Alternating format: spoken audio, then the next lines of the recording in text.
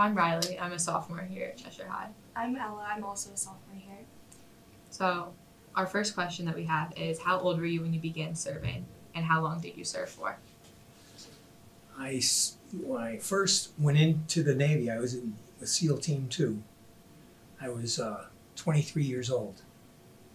I served for 6 years. In Vietnam, I served a little more than 1 year. So you kind of already answered this, but which branch did you serve? The Navy, SEAL Team 2.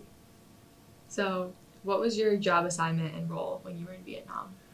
I was an advisor to the South Vietnamese and Cambodians. I was a weapons expert, and I used to get a group of South Vietnamese or Cambodians, and once in a while I got Laotians, and teach them weapons and a certain amount of explosives. And before I even went, that one of the schools I had to go to, knowing that's what I was going to do, they sent me to a Vietnamese language school for 13 weeks to learn how to speak the language. Basically speak it, just enough to get by, because most of the Vietnamese couldn't speak English. So we had to communicate somehow. So that's what I did. And once I train a group, usually took me 2 weeks. Then I'd go on patrol with them for a week, or around that, depending on what was going on. And there was one point in my career over there where they didn't have any special groups for me to train, so they set me up as I was the bodyguard for the South Vietnamese Secretary of the Navy's wife.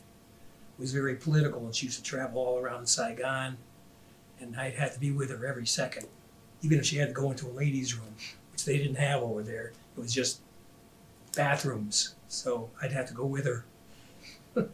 I got to know her very well, and her 3 children very well. And I still think about her to this day, because I know that when we left, she was probably killed. So did you have any contact with family or friends while you were in war? While I was serving in Vietnam? Yes. No. No, I didn't. I made a lot of friends, and I lost a few of them. The only contact I would have with family was once in a while I would get a letter from my mother, and I'd send her a letter when I could. But it would take, the delivery of a letter at that time took about 2 weeks. So it was it wasn't like today's communication. Yeah. That must have been difficult. It was, yeah. So like, what did you learn about yourself from like spending time in Vietnam? Like, how did it change your outlook on your life? It made me appreciate the life I had a lot more. And I think that's a human reaction that anybody would have. Once you are put into a situation like that and have to live the way I did for that length of time, you realize how good you had it before you got there, and how good it was going to be if you made it out of there, which I, most of the time, never thought I was going to come home. It's scary knowing that. So can you describe how you felt when you did return home? Like the luckiest person in the world. I felt blessed. I really did. Like I'd said before, I didn't think I would make it home. So every day was a new adventure. And to live from one day to the next was something I think about. It was an adventure. I think about it to this day. Are you still in touch with anyone who you met when you were serving? Or no? No.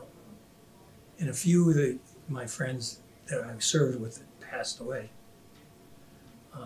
And a few of them were killed over there. But I'm not in touch with any of them. I still have quite a few friends that are veterans, Vietnam veterans, but I didn't serve with them while I was there. Well, thank you for taking your time. You. And It's really interesting hearing everything you have to say. Well, I'm glad to help out.